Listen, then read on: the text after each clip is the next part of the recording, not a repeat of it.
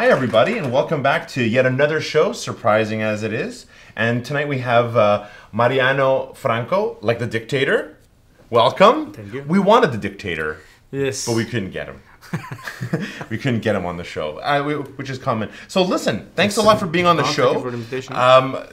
Actually, I was really looking forward to having you as a guest. He is one of the owners of TACHIDO, and also my favorite restaurant in the neighborhood now. So I'm just going to say it's my favorite restaurant in the neighborhood. I don't care. I'm going to say it.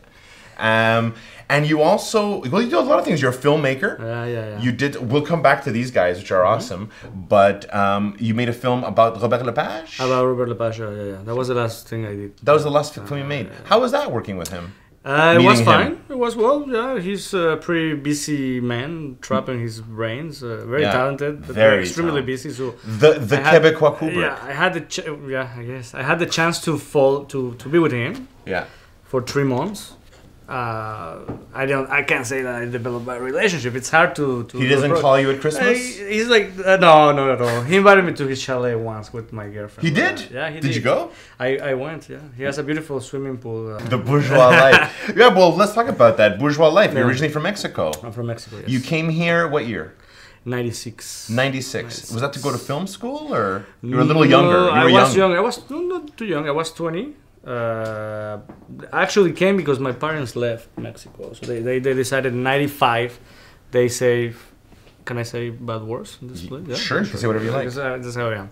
Okay. They say fuck this place, and so they left. And why? Of course, Politically, economically, not economic, politically, socially, Mexico. It's a beautiful country with lots of potential. Yeah. Beautiful people, beautiful art, beautiful everything. But unfortunately, it's a corrupted country with corrupted politicians. And my father, I think he say actually to me, he didn't never like the Mexican attitude, the Mexican ideology. So he always wanted to leave.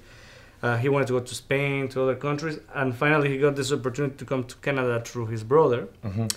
And it was 95, the peso just collapsed, all the economy collapsed, and he had a business. Just happened to coincide with free trade. Everything, yeah. Just happened to coincide with free trade that was going to save us all. And the Zapatista movement that came the same year, kind of trying to. For me, it was like a smoke cloud because they didn't do anything at the end. They just.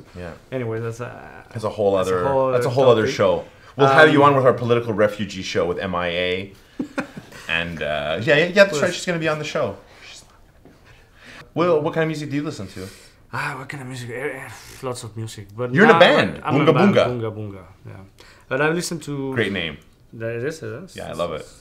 You know, I was invited to those parties too with Berlusconi. That's why we call it Bunga Bunga. Bunga Bunga. Oh, it's a type of party. It's, you don't know. No. Tell us. Bunga Bunga is actually the parties.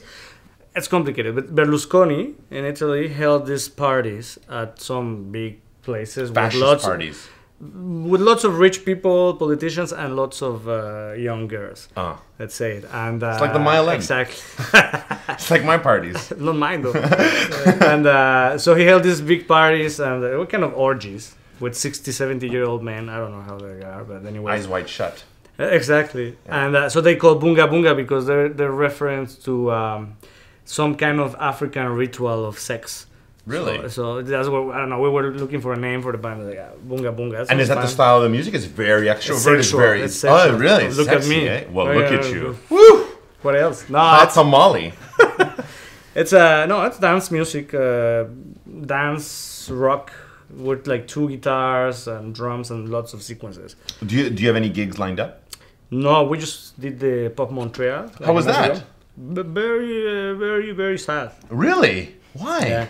No, it happened to be this Saturday night where the Rialto was packed with Arthur Ashe and Radio, and lots of big shows, and we got into this like the venue was changed from one place to the upstairs, the Rodos restaurant. You know the Rodos? Yeah, sure.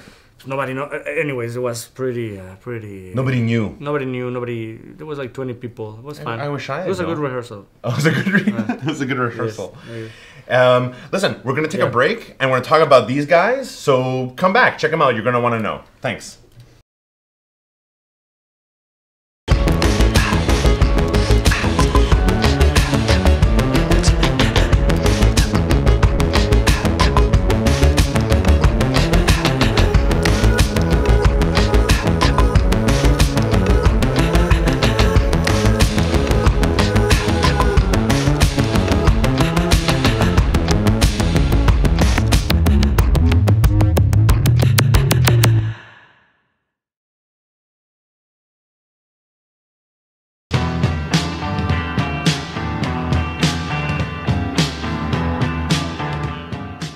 we're back with Mariano Franco. So, lowbrow art. This is really what it is, the figurine movement. And there's a lot of awful figurines, but I think yours are interesting. You collect Japanese and Mexican. You make your own. Tell us a little bit about how you got into it. How I got into it. Yeah. Okay, so this is how I got into it. I was never a toy collector. I'm not a geek. Guy. Though I do look like, bro. I speak like, but I'm not like a. I was never into Star Wars or anything like that. No, you're not a nerd. Not at all. You're not a nerd. No. But at TACHIDO, you do have an R2-D2 wearing a sombrero. Yeah, I was a present though. Okay. So I was never into that. My mom is a painter, and I guess she always had a book on the Geronimus Bosch.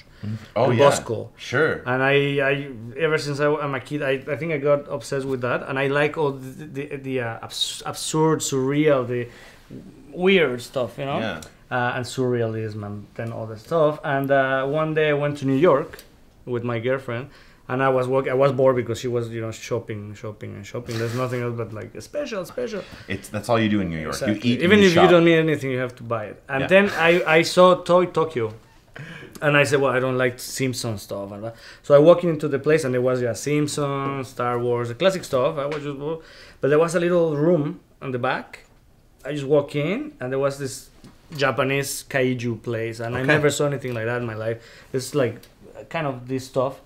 So I was marveled. I thought it was like out of Geronimus Bosch's mind, It's like it's like weird stuff. Well, for sure, they do have that feeling, and Bosch is one of those artists. Although it's incredibly complex, religious in many ways, and political as well. Something that kids can get into Bosch's work. Kind of like Dali, Dali, Bosch. He's like kind of one of the first artists we learned to love and appreciate.